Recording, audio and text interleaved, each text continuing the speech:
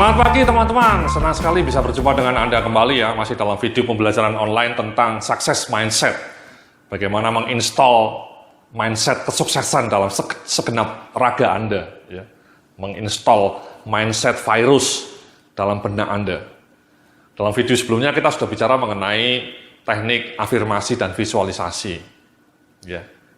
Jadi afirmasi adalah menguatkan batin Anda dan kemudian visualisasi membayangkan kesuksesan yang ingin Anda raih dengan fokus pada visualisasi perilaku, real behavior. Nah, dalam video kali ini kita akan membicarakan 3 hal yang acap mensabotase sukses mindset dalam benak kita. 3 virus yang kadang-kadang menghancurkan operating system kita, operating system kesuksesan ya. Jadi kalau diibaratkan mindset positif itu adalah operating system mas, ya, OS-nya sudah diinstal, sudah masuk dalam raga kita, ya, operating system mindset sukses. Nah kadang-kadang ada malware atau virus yang menghancurkan dan kemudian membuat mindset itu menjadi error, ya. Operating systemnya menjadi terkena virus, ya, hang. Nah apa saja virus-virus itu? Virus-virus yang bisa menghancurkan operating system sukses mindset Anda yang sudah Anda install tadi. Ya. Nah, di sini kita akan belajar mengenai 3 faktor. Ya. Anda bisa lihat di slide Anda, di slide di depan Anda ini. Ya. Jadi 3 faktor yang acap menghancurkan sukses mindset adalah 1, negative thinking, never ending complaining, dan negative news atau negative information. Itulah 3 virus, 3 malware yang kadang-kadang menghancurkan operating system kita, mas. Ya, jadi mari coba kita bedah satu demi satu, mas. Ya, kita mulai dengan negative thinking. Ya, jadi negative power nomor 1 itu negative thinking. Anda bisa lihat di slide di depan Anda ini ya. Saya bilang seperti ini. Ya, negative thinking itu seperti ini, mas. Ya, mungkin hidup saya akan begini selamanya. Ya. Mungkin saya tidak akan pernah dipromosikan ke jabatan yang lebih tinggi dengan gaji yang lebih memadai. Mungkin selamanya saya tidak pernah sanggup membeli rumah sendiri. Ya, itu self talk yang kadang-kadang berkelebat ya, menyelinap dalam batin kita. Ya, mungkin saya tidak akan sanggup membeli mobil selamanya. Mungkin saya tidak akan sanggup membeli rumah. Ya. Mungkin saya tidak punya bakat untuk menjadi seorang pebisnis misalnya. Ya, negatif self talk seperti itu kadang-kadang menyelinap. Ya. Jadi saya bilang ini di slide berikutnya. Mari kita coba baca ya. Kilatan negatif thinking yang pekat dengan aura pesimisme itu kadang menyelinap di saat kita merenung atau di saat kita letih sehabis pulang kantor dan tidur di depan rumah ya. Sambil duduk laya-laya, capek ya, di kantornya, pekerjaannya banyak, jalanannya macet, sampai rumah jam 7 malam. Sebelum mandi kita laya-laya dulu di kamar tidur gitu. Nah, ketika laya-laya itu kita stres. Kita tadi, kilatan-kilatan pesimisme itu kadang-kadang menggoda kita. Ya. Mungkin hidup saya seperti ini, ya, nasib saya seperti ini. Ya. Maksudnya, mungkin saya tidak akan pernah bisa mendapatkan pekerjaan yang bagus. Mungkin karir saya akan mentok. Itu kilatan-kilatan pesimisme itu sering muncul. Ya. Nah, dalam slide berikutnya saya bilang, bahwa negatif thinking seperti ini acap membuat motivasi kita melemah dan membuat kita pelan-pelan terpepet dalam kepedihan. Energi positif kita kian redup dan jiwa kebahagiaan kita terkoyak. Ya, jadi negatif thinking itu pesimisme, mas ya, ragu-ragu ya. Kita merasa bahwa hidup kita tidak punya kendali untuk mengubah nasib kita. Kita merasa bahwa takdir kita ya seperti ini, ya, tanpa berusaha dengan keras gitu ya. Itu negatif thinking ya, negatif thinking. Rasa pesimisme, rasa ragu-ragu, galau menatap masa depan, gitu ya. Harga rumah makin mahal, biaya hidup makin mahal, sementara gaji saya segini-segini saja. Jangan-jangan saya akan hidup berkalang tanah, gitu. Dan faktanya gini mas ya, faktanya memang sebuah survei dari OJK, Otoritas Jasa Keuangan, mengatakan 90% karyawan Indonesia itu tidak siap menghadapi pensiun secara finansial, mas. Secara finansial. Jadi memang fakta itu memang agak kelam. Nah, kadang-kadang kita kemudian merespon dengan lebih kelam, dengan lebih galau, gitu ya. ragu-ragu dengan masa depan kita, galau dengan masa depan kita, merasa bahwa kita di luar kendali, merasa kita tidak punya kontrol. Padahal studi saintifik mengatakan, kalau Anda punya perasaan tidak memiliki kontrol terhadap masa depan Anda merasa pasrah ya, maksudnya pasrah dalam arti pasif gitu ya. Anda merasa tidak yakin dengan kemampuan Anda untuk mengubah masa depan, itu memang Anda akan menjadi pribadi-pribadi yang lebih pesimis dan tidak happy, Mas. Sebaliknya kalau orang-orang yang optimis dan punya perasaan, punya keyakinan akan bisa mengontrol masa depan hidupnya, dia cenderung akan lebih aktif, lebih optimis gitu ya. Jadi itu Mas kilatan negatif thinking pertama. Dan yang lebih bahaya ketika kita diharu-biru oleh perasaan-perasaan negatif seperti itu, pesimisme, galau, itu justru kemudian mengoyak kebahagiaan kita, mengoyak rasa optimisme kita, dan itu dangerous. Jadi efek bola saljunya menjadi makin terpuruk kita. Ya, efek bola saljunya. Ruang batin kita atau otak kita penuh dengan kegalauan. Jadi otak kita sudah tidak lagi tersisa otaknya, ruangnya untuk berpikir yang jernih dan kreatif untuk mengubah masa depan. Ya. Makanya saya bilang di dalam slide berikutnya Anda bisa lihat ya, karena itu sebaiknya Anda harus lebih banyak meluangkan waktu untuk berpikir positif dan optimis. Kenapa? Karena akan membuat ruang otak Anda untuk berpikir negatif dan pesimis menjadi kian mengecil. Dan persis di titik itulah kebahagiaanmu pelan-pelan akan naik, dan keajaiban sebentar lagi bisa datang menghampirimu. Jadi alih-alih berpikir negatif, alih-alih galau, alih-alih ragu-ragu tentang masa depan Anda, alih-alih merasa tidak berdaya di tengah kenaikan harga-harga, alih-alih galau dengan gaji Anda yang stagnan dan memunculkan pesimisme, jauh lebih baik kita tetap optimis ya. Di tengah berbagai kesulitan hidup, kita melihat itu sebagai tantangan. Kenapa? Karena kalau kita tetap bersyukur dan berpikir optimis, maka ruang otak kita itu masih menyisakan ruang untuk tadi berpikir kreatif. Dan kemudian pelan-pelan akan mendorong Anda untuk bergerak, melakukan action, dan mengubah nasib. Jadi ini fondasi, Mas. Ya, fondasi untuk mengubah nasib. Ya, itu negative thinking, Mas ya. Itu virus pertama yang mensabotase operating system kita. Ya. Nah, virus kedua ini Anda bisa lihat di slide berikutnya, negative power nomor 2 adalah never ending complaining. Contohnya seperti ini ya. Susah Pak kerja di sini. Sistem karirnya tidak jelas Pak. Bos saya suka pilih kasih Pak. Aduh, targetnya sulit dicapai Mas, karena banyak faktor eksternal. Capek kerja di sini Mas, kerjanya banyak, gajinya segitu-segitu saja. Sounds familiar? Gitu ya. Ya, keluhan seperti itu sering saya dengar itu, kalau saya datang ke kantor klien saya. Ya. Atau kalau Anda adalah pelaku bisnis, susah Pak, jualan omset saya turun, dolarnya naik, ya. Kolaps, susah, hidup susah. Jadi kalimat-kalimat susah, rumit, sulit itu yang sering muncul, dan itu dangerous Mas. Karena pakar positif psikologi ya, psikologi positif itu salah satu aliran dalam ilmu psikologi namanya adalah aliran psikologi yang fokus pada positif mindset ya, positif psikologi. Itu mengatakan ya, temuan-temuan riset dalam positif psikologi mengatakan kalau hidup Anda selalu dipenuhi dengan kosakata tadi sulit Mas, ya, tidak jelas, susah Mas, ya, kendalanya banyak, problemnya banyak. Sulit-sulit, kendala-kendala, itu kalau kosakata itu yang terus muncul dalam benak kita, maka kita betul-betul akan terpuruk dalam kesulitan. Ya. Jadi never ending complaining ya. Susah ini Mas, capek kerja. No. Karena ngomel itu tidak memberikan solusi Mas. Ya. Jadi ngomel-ngomel itu bukan solusi. Ya. Jadi again, sama Mas logikanya, ketika kita makin banyak mengeluh, kita justru makin banyak mengeluarkan energi negatif. Dan hati-hati, alam semesta ini akan kemudian menyerap energi negatif itu dan membalikkan lagi kepada Anda. Jadi apa yang Anda keluhkan itu makin banyak menghampiri Anda. Itu resonansi itu Mas, hukum resonansi. Ya. Makanya ini saya di slide berikutnya saya bikin formula seperti ini namanya siklus Mas ya. Jadi mari coba kita baca ya, kita simak. Mengeluh hanya akan membawamu dalam lingkaran setan yang muram. Makin sering mengeluh, makin lenyap energi positifmu. Dan kemudian makin mekar aura kesedihanmu.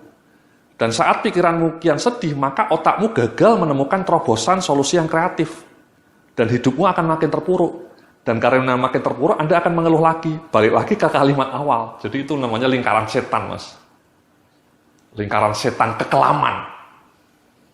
Dan ini memang terbukti, Mas, dalam berbagai riset-riset ilmiah, orang yang terlalu banyak ngeluh akan menjadi sedih jiwanya. Dan kalau jiwamu sedih, Anda tidak akan bisa berpikir kreatif. Itu terbukti itu, Mas. Jadi pernah di-scan, ya, otaknya para responden itu di-scan, orang-orang yang sering mengeluh itu menjadi lebih sedih, dan ketika sedih, sel-sel otak Anda itu layu. Ya. Layu dan kemudian tidak mampu berpikir kreatif untuk mengubah nasib. Ya. Dan karena tidak bisa berpikir mengubah nasib, maka nasibnya stagnan. Dan karena itu makin sering mengeluh.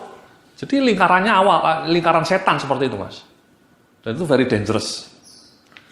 Ya, jadi flow-nya seperti tadi itu. Sering mengeluh, menjadi sedih. Karena sedih, otaknya tidak bisa berpikir kreatif.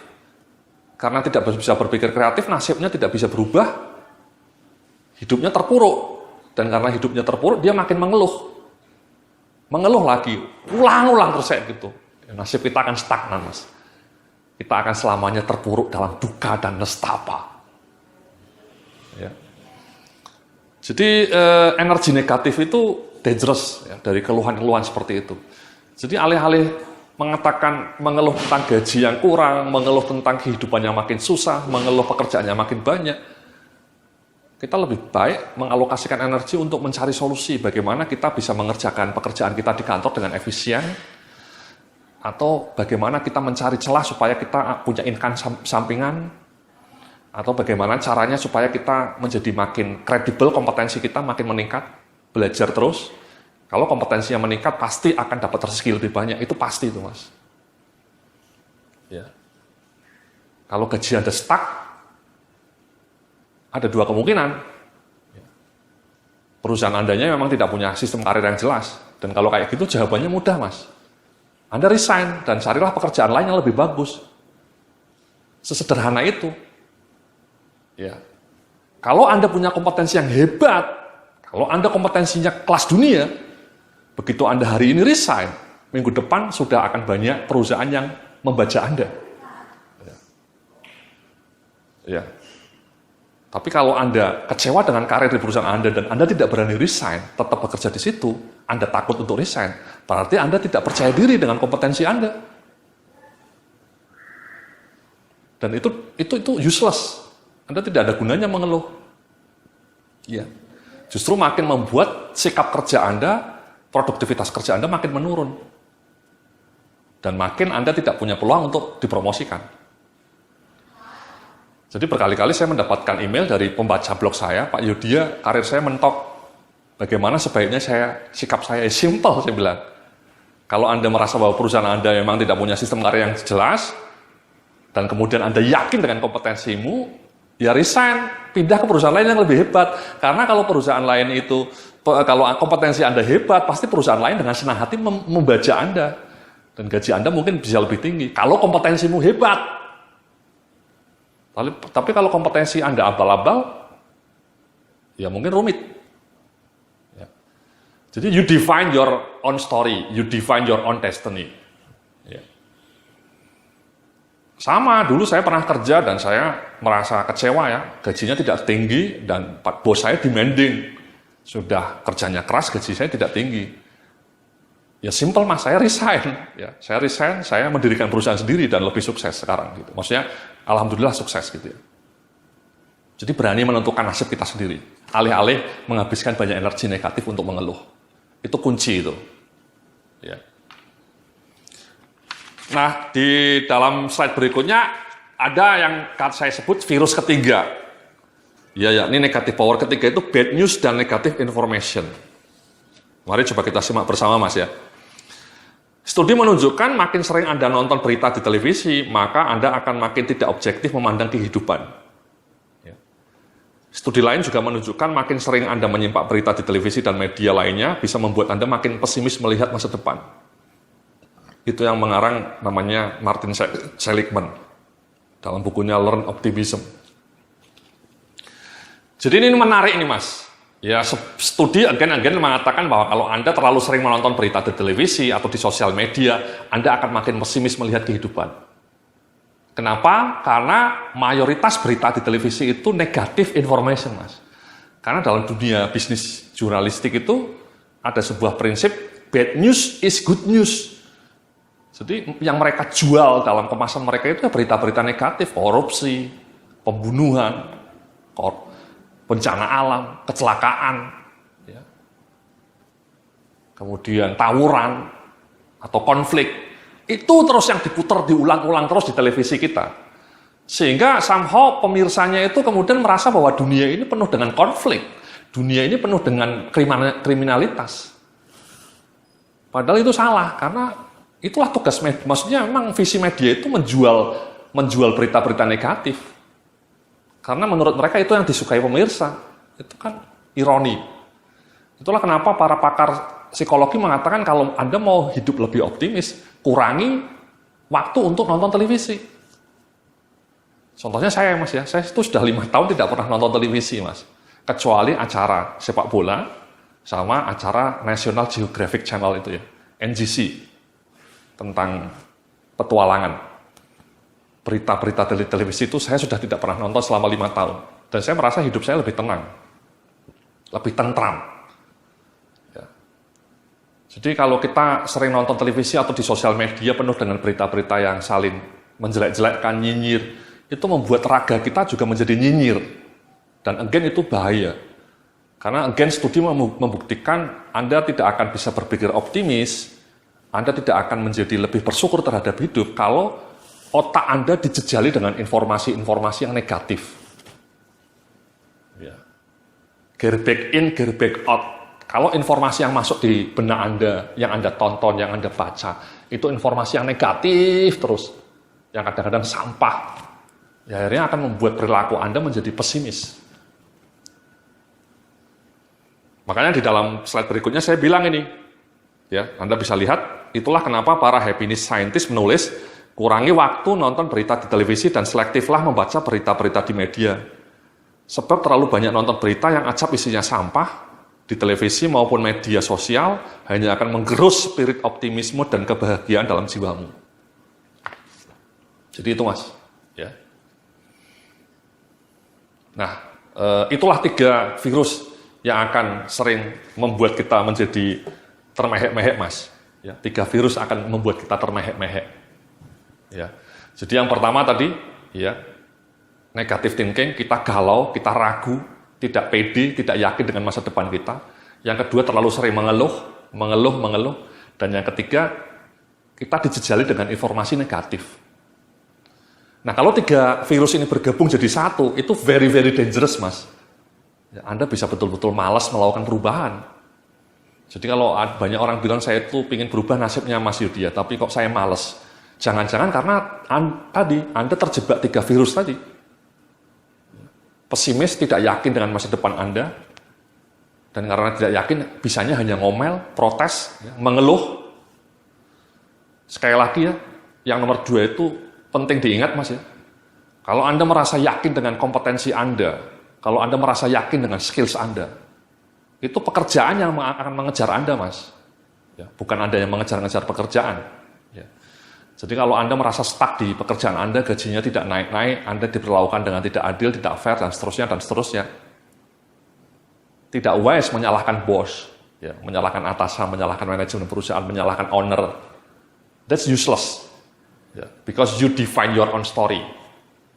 Ya, jadi yang menentukan nasib dan masa depan Anda itu yang maha pemberi rezeki dan Anda sendiri. Bukan atasan Anda, bukan tetangga Anda, ya, bukan Pak Presiden, Menteri, atau mungkin juga bukan Nyi Roro Kidul ya, atau Jimat Batu Akik, bukan Mas. Ya. You define your own story. Jadi sekali lagi kalau Anda merasa tidak fair pekerjaan Anda, gajinya tidak bagus, ya carilah pekerjaan lain yang lebih bisa memberikan gaji bagus. Sekali lagi, kalau kompetensi Anda kredibel, dengan mudah Anda akan mendapatkan pekerjaan yang mahal. Ya. Dan yang terakhir tadi ya, virus negative information. Terlalu banyak menonton televisi, terlalu banyak menyimak media sosial yang isinya kadang-kadang sampah, membuat otak kita menjadi beku. Jadi 3 virus itu harus kita hindari. Ya. Sebab kalau tidak, hidup kita akan terpuruk dalam duka dan nestapa. Oke? Terima kasih Mas, kita nanti akan lanjutkan dalam video-video berikutnya yang lebih inspiring. Terima kasih.